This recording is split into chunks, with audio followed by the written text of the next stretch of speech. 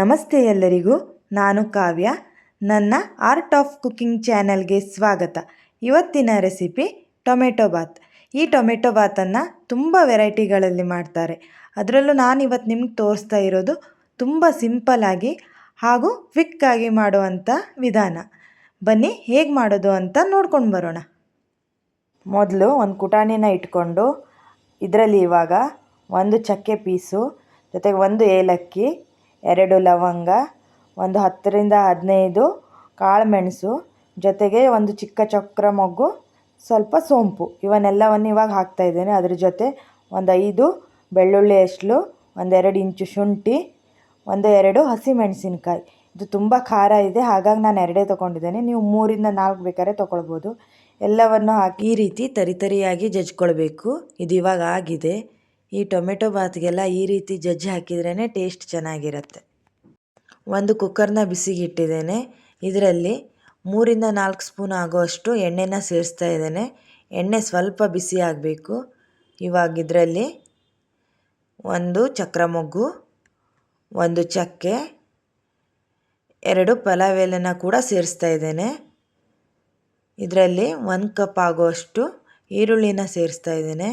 ಈರುಳ್ಳಿನ ಇವಾಗ ಚೆನ್ನಾಗಿ ಫ್ರೈ ಮಾಡ್ಕೊಳ್ಬೇಕು. ನೋಡಿ, ಇವಾಗ ಇದು ಫ್ರೈ ಆಗಿದೆ.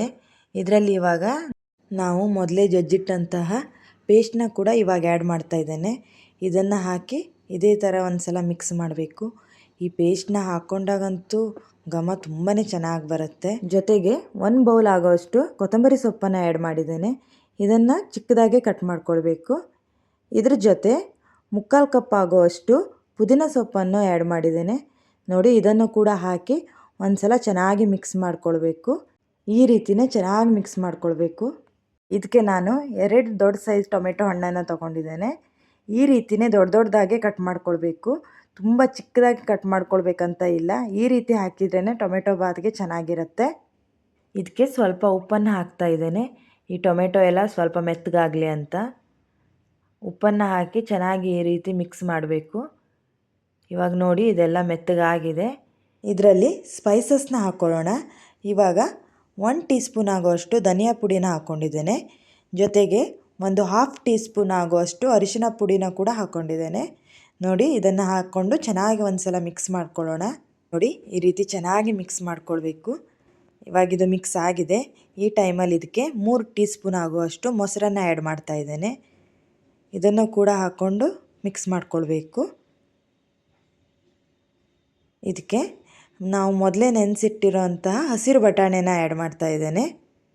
ಇದನ್ನು ಕೂಡ ಹಾಕಿ ಚೆನ್ನಾಗಿ ಒಂದು ಸಲ ಕೈ ಆಡಿಸ್ಕೊಳ್ಬೇಕು. ಇದಕ್ಕೆ ತೊಳೆದಿಟ್ಟಿರೋಂತಹ ಅಕ್ಕಿನ ಆ್ಯಡ್ ಮಾಡ್ತಾ ಇದ್ದೇನೆ. ನಾನು ಇಲ್ಲಿ 2 ಲೋಟ ಆಗುವಷ್ಟು ಅಕ್ಕಿನ ತೊಗೊಂಡಿದ್ದೇನೆ. ಅಕ್ಕಿನ ಏನು ಮೊದಲೇ ನೆನೆಸಿಡ್ಬೇಕಂತ ಇಲ್ಲ, ಆ ಟೈಮಲ್ಲಿ ತೊಳೆದು ಹಾಕಿದರೆ ಸಾಕಾಗತ್ತೆ. ಇವಾಗ ಅಕ್ಕಿನ ಹಾಕಿ ಇದೇ ರೀತಿ ಚೆನ್ನಾಗಿ ಒಂದು ಸಲ ಮಿಕ್ಸ್ ಮಾಡ್ಕೊಳ್ಬೇಕು. ನಾನು ಇದರಲ್ಲಿ 2 ಲೋಟ ಅಕ್ಕಿನ ತೊಗೊಂಡಿದ್ದೇನೆ, ಹಾಗಾಗಿ 4 ಲೋಟ ನೀರನ್ನು ಆ್ಯಡ್ ಮಾಡಿದ್ದೇನೆ. ಜೊತೆಗೆ ರುಚಿಗೆ ಎಷ್ಟು ಬೇಕೋ ಅಷ್ಟು ಉಪ್ಪನ್ನು ಕೂಡ ಇವಾಗ ಇದರಲ್ಲಿ ಆ್ಯಡ್ ಮಾಡಿದ್ದೇನೆ. ನೋಡಿ, ಕುದಿ ಬಂದಮೇಲೆ ನಾನು ಇವಾಗ ಲಿಡ್ಡನ್ನು ಕ್ಲೋಸ್ ಮಾಡ್ತಾ ಇದ್ದೇನೆ. ಇದಕ್ಕೆ 3 ವಿಷಲ್ ಬಂದರೆ ಸಾಕಾಗತ್ತೆ. ವಿಷಲ್ ಇವಾಗ ಬಂದಿದೆ.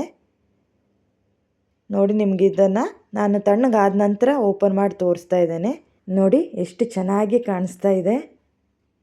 ಇದು ನೋಡಲಿಕ್ಕಷ್ಟೇ ಅಲ್ಲ, ಟೇಸ್ಟ್ ಕೂಡ ಹಾಗೆ ತುಂಬಾ ಚೆನ್ನಾಗಿರುತ್ತೆ ಹಾಗೂ ಸಿಂಪಲ್ಲಾಗಿ ಕ್ವಿಕ್ಕಾಗಿ ಮಾಡ್ಕೊಳ್ಬೋದು.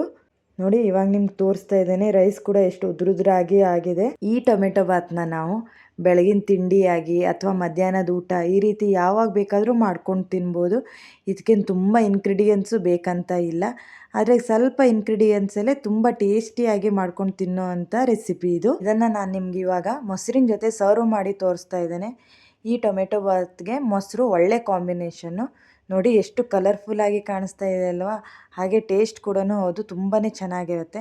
ಒಂದು ಸಲ ನಿಮ್ಮ ಮನೆಯಲ್ಲಿ ಮಿಸ್ ಮಾಡದೆ ಇದನ್ನು ಟ್ರೈ ಮಾಡಿ. ಈ ರೆಸಿಪಿ ಏನಾದರೂ ನಿಮ್ಗೆ ಇಷ್ಟವಾದರೆ ಪ್ಲೀಸ್ ನಿಮ್ಮ ಫ್ಯಾಮಿಲಿ ಫ್ರೆಂಡ್ಸ್ ಜೊತೆ ಇದನ್ನು ಶೇರ್ ಮಾಡಿ, ಸಬ್ಸ್ಕ್ರೈಬ್ ಮಾಡ್ಕೊಳ್ಳಿ ಹಾಗೂ ಕಮೆಂಟ್ ಮಾಡಿ.